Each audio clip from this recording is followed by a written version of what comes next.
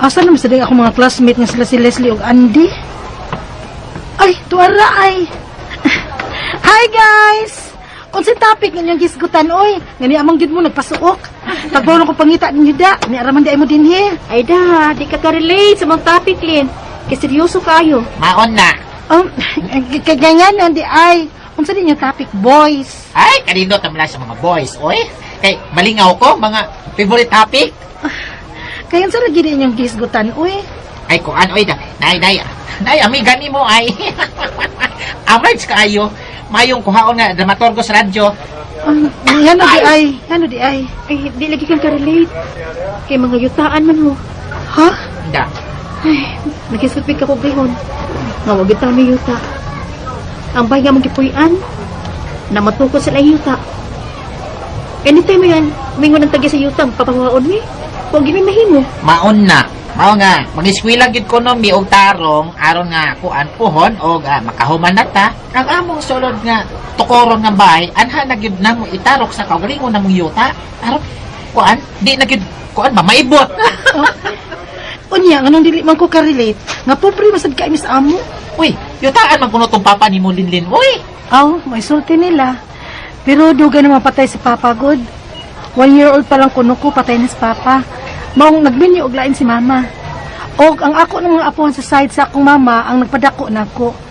Bali, ang ako ng mga lula og lulo, maong lisod na sad kaayo meron. pero ang imo mga igagaw lagi sa side sa imong papa, mga alangan man o kahimtang. Aw sila, kaya rangan man sad side ang sa side sa akong Papa. Unya, kung yutaan sila, wala kay bahin sa bahay ni Papa ni mo.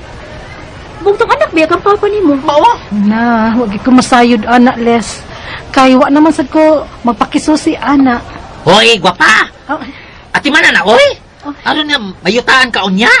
Kaya ang pamilya sa imong papabaya na ilang nga nakapanagya og mga luti og basakan. ha?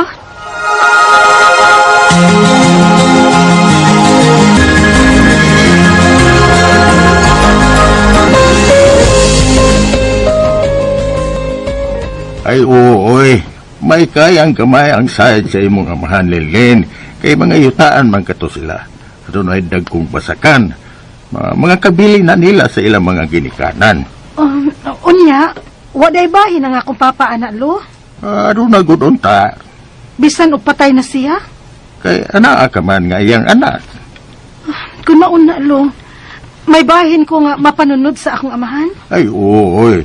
Pero wa masabyod nato na mahisgot ti sukad. Ug wa sab may katungod nga mauna-una og hisgot ana nimo kay wa mo may labot ana kay sa side man na sa imong amahan. Pero kung tuyo pa gyud untang bahinan sa ilang mga side si papa nimo kay anaa ka man nga iyang anak, sila na gyud unta mismo ang muhatag nimo. Ha?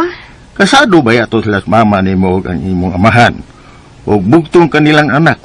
Kay namatay man dayon si papa nimo dihang tuig ka palang kapin. Dili gyud ikalimot nga kaliwat kanila. Kay nagdaga man sa apelidong papa nimo, kay kasado man lagi sila imong hinikanan. Lo, Kung gusto ka nga magsusi ana, no? Pwede man. Dili ka na mupugan. Kay imo maganong katungod og dako mangisab ka. luoyad ang Papa. Kung mauna nga wa mabahin ni sa kabilin sa ilang mga ginikanan lo no. Ay, ikaw ang looy kay ikaw man ang iyang anak ug buhi pa. Lo, Pero kung mahinumdum ka kaniadto dihang mga 10 anyos ka pa lang, nagbaligya na sila og yuta. Milyon ang pagkahali niini. Pero gihatagan ka lang nila og 10,000 pesos kay apo ka malang kuno. ha?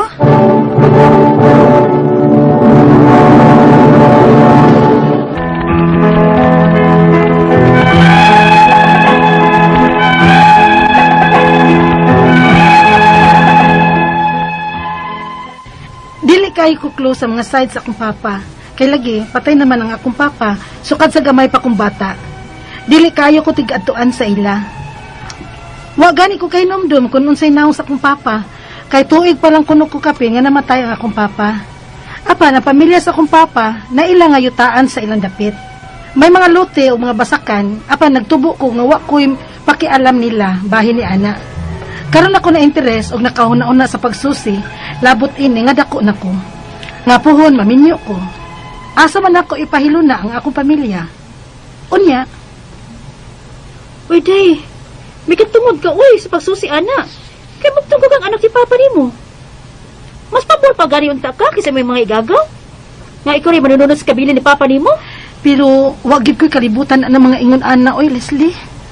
Wa na ko magpakabanaan na kay patay naman gud ang akong papa. Unya, kay buhi man ka. Oh, masa nag-iingon sa akong lulo. Lagi. Mapon ako pa ikaw no, lihog ka intaw na. Kay mga nindot og kahintang uban ng mga igagaw nga nangaminyo na. Mga nindot og bahay. Nindot kay mga bahay gitugo sa yuta nga kabilis inyong mga apuhan. Ha? Og ang usa sa ko nabalitaan, ang usa nimo kay igagaw ba si Reynold. Nga anak sa kamagwangan lang papa nimo. Naminyo naman. Nagtukod og nindot yung bahay siya naangkong luna. Kaya nakuha naman ko niya iyang bahay nga lote. Mao ba? Huwag hindi sila mapagkabanag patawag nimo? Aron makuha sa nimang imong bahin? Wa gid ko'y kalibutan ana Leslie uy. No. Din man taong kas pag binahinay, uy, Lilin. Leslie.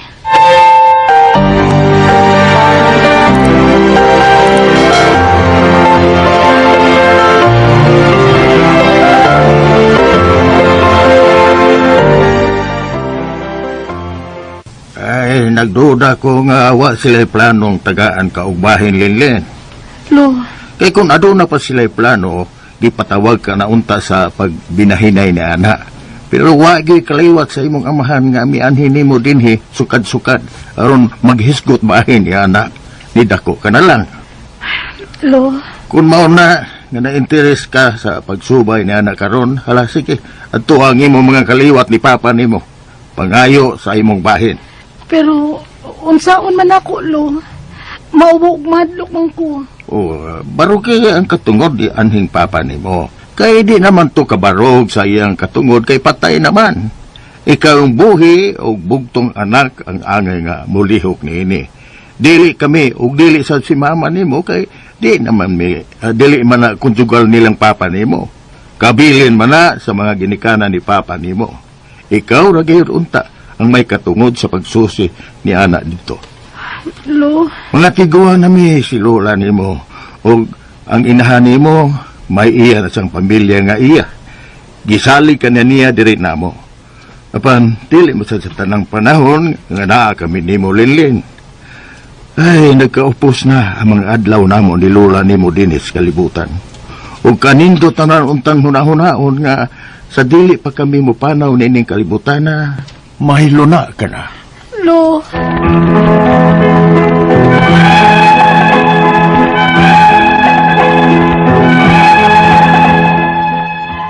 Ang ako mga apuhan lang ang namataan ako ug nagmatuto nako sukat sa gamay pa kong bata.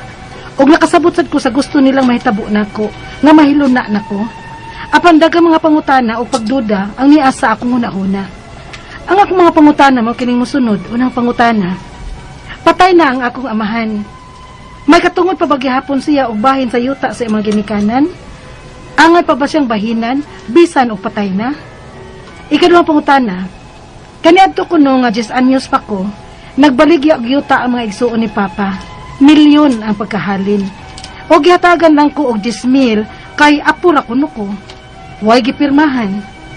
Husto o patas ba ang ilang pagbahin? May katungod ba kong mangita sa unsa may angay unta nako? Ikatulong pangutana. Kasado ang ako mga ginikanan. Og nagdako sa apelyido sa akong amahan.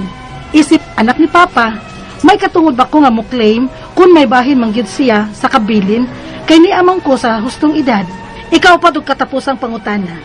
Kung may katungod man ko, unsa man ang angay na kong buhaton aron makuha ko ang bahin sa akong amahan. Kay gusto unta kong magtukod sa dugbay nga ako sa yuta sa akong apuhan kay nagtukod man sa dug ilang bay ang akong mga igagaw didto. Palihog, tabangi og tambagi ko. Kini ang akong suliran, Linlin. Maayong adlaw mga sukintig paminaw, kini si Attorney Elaine Bathanog. Ako gihapon, as usual ang inyong mapaminaw nga tingog karong adlaw tungod kay ako usa ka abogada, ako ang muhatag ninyo og tambag og tubag sa inyong mga pangutana ug mga problemang may punto legal. Of course, kinsa nang mga nay problema sa ilahang kaminyoon, kapikas, mga kabtangan, inyong mga gipanunod nga mga yuta o mga katigayunan din ha, inyong relasyon sa pamilya, sa imong managigsuon, sa inyong higala, inyong kapuyo, na abang may wa na uyonan din ha, no? So, ipadala na gud na ang inyong suwat sa suliran_612@yahoo.com or sa ato ang Facebook account nga kiniyang akong Suliran official writers page. Pwede sa datong ipadala sa 3rd floor Jose R. Martinez Building, Osmeña Boulevard, Cebu City. Okay, letter sender karong adlaw taga Pagadian City. Si Linlin, ato ang letter sender. Ning suwat ni nato kay kasado ang mga ginikanan ni Linlin, unya siya ang bugtong anak. Apag-apan tuig palang kapin si Linlin namatay ang iyahang amahan. Naminyo og lain ang iyahang mama. Mao ang iyahang mga apuhan sa side sa iyahang inahan, ang iyahang namatan nga iyahang ginikanan, no? Ang side sa iyahang amahan na yutaan, may mga lote ug basakan. 10 anyos siya dihang nagbaligya kuno og yuta ang mga igsuon sa iyahang amahan. Milyon ang pagkahalin. Apan, gihatagan lang kuno siya og 10,000. Kay apura siya. May nahabilin pang mga yuta ug basakan ang kaliwat sa iyahang amahan. Ang iyahang mga igagaw nay nangangkon, anang mga bahin ug nagtukod na sa mga balay sa ilang mga bahing luna. Walay kaliwat sa iyahang amahan. Ang nipahibaw ug nihatag niya og bahin lugar sa iyahang amahan nga patay na. Okay, so una niyang pangutana, patay na ang akong amahan. May katungod pa ba gihapon kuno siya o bahin sa yuta sa iyahang mga ginikanan? Angay pa ba siyang bahinan bisan patay na? Okay. Ang kaning atong pagahisgutan karon kabahin ni sa balaod or the rule on succession or hereditary rights, kabahin ni sa mga balaod sa pagpanunod sa mga kabutangan sa usa ka tawo nga nipanaw na unya sa pagpanaw niya naa siyay mga kabutangan, no? Now, ang atong pagahisgutan, ang atong paningkamutan gyud karon is this, nga ang kaning mga masabta na to ba nga kung ang tao, no, usa ka tao, yang papa namatay na, ang rule manggod na to on succession, ang pwede manunod, ani ra gid ni, naog ka, go down, meaning tan-aw natog nabay anak or wa, kay mao nay atong gitawag na compulsory heir, or sakata. Na wala bay, walay tao sa ubos, no? Adto tas taas. Naa pa ba ang ginikanan? Kung way anak, adto tas taas. Naa pa bay ginikanan, no? Now, kung adto na to, kung nanaog tas ubos, naay anak, di na ta maghisgot sa ginikanan. Naay anak. Pila ka buok anak? Ka-level sila, no? Panalitan, duha ka buok anak. So, si A namatay, pagtanaw ni mo, naay anak, si B ug si C. Okay? Now, si B ug si C, parehag level, kay parehang silang anak. So, silang duha, naay katungod sa mga butang ni A na namatay. Kung saan na pagbahin, kung walay last will, 50-50 sila. No? Unya, kung pananglitan, si B namatay, ang nahabilin si C. No? Naunag kamatay si B, nga anak ni A kaysa ni A. Pagkamatay ni A, unsay mahitabo sa mga butang ni A. Ang atong pangutana ana, si C ra ba ang mubahin kay wa naman si B? Dili pa. Ato sang tan-awon kung si B nabay anak. No? So mo ni ato ang tan-awon. Mo kay mo man ni ang situation sa imuhang ginikan, sa imuhang amahan Linlin. Ikaw man si B na may anak si D, kani si Linlin. Si B. So, pwede siya nga siya'y mo representar sa side or sa bahin sa iyahang papa nga si B. Kuyog ni C. Okay? So, dili pwede, dili mo ingon. So, to answer your question, naa ba kay katungod sa bahin sa imong mga ginikanan? My answer is a definite yes. As a matter of fact, ikaw o ikaw ra mismo ang naay katungod nga mubahin ug manunod sa bahin sa imuhang amahan nga kung sa buhi pa unta siya gyud untay nanunod ngadto sa iyahang amahan. Okay?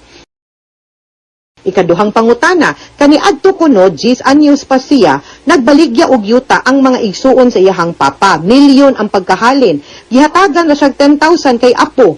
Way gipirmahan, husto ba or patas ba ang ilahang pagbahin? May katungod ba kong mangita sa unsa ang angay unta nako? Now, based on my example, ang atong nahitabuan na si C na maligyag yuta ni A.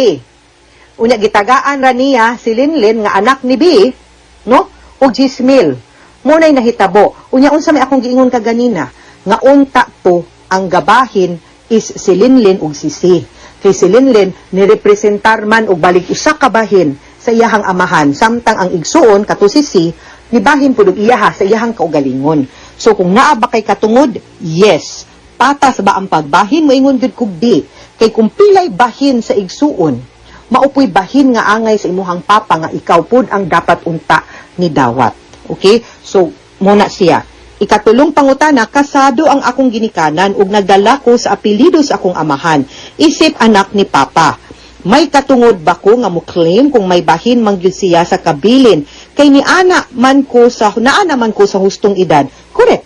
Naagyod and by all means angay ka nga mo assert mo tumaw ug moingon nga oy. Anak ko sa ako ang papa na ikatungod aning pagbinahinay, balik usa ka parte sa usa ka anak, therefore, di ko ninyo pwede nga pasagdan, kalimtan, o tagaan ng Gismil. Kung pilay inyo, maumampuis ako ang papa, maupuy ako.